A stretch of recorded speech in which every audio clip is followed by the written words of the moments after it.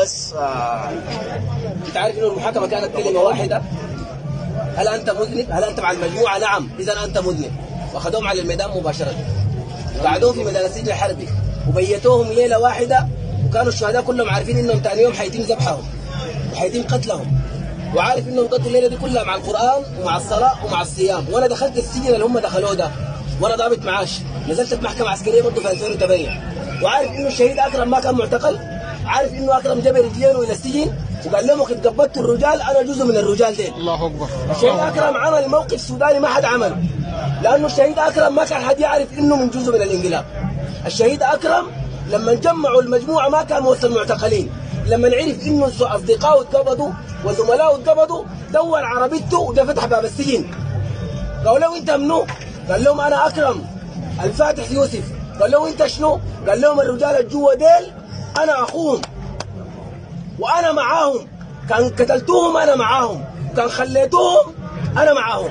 لما دخل جوا لوموه قالوا له يا اكرم انت من قبضت مع الناس جابك شنو؟ قال لهم عشان تموتوا وانتوا خاطين في بالكم انا خنتكم. والله الموت اشرف من الحياه زي دي. الله اكبر. دي قصه ابوك انت لو ما عارفها يا اكرم. ابوك كان رجل وابوك كان شجاع وابوك كان رجل عنده دين وعنده مروءه وعنده اخلاق. التحيه لك، ابوك ما مات لانه انت حي، ابوك ما مات اصلا. القتلوه هم اللي حيموتوا، وده كلهم هنا عشان القتلوه يموتوا وعشان القتلوه يتعاقبوا. فخليك هاني على البال لانه كل السودانيين اباك، وخليك مرتاح لانه كل السودانيين اخوانك.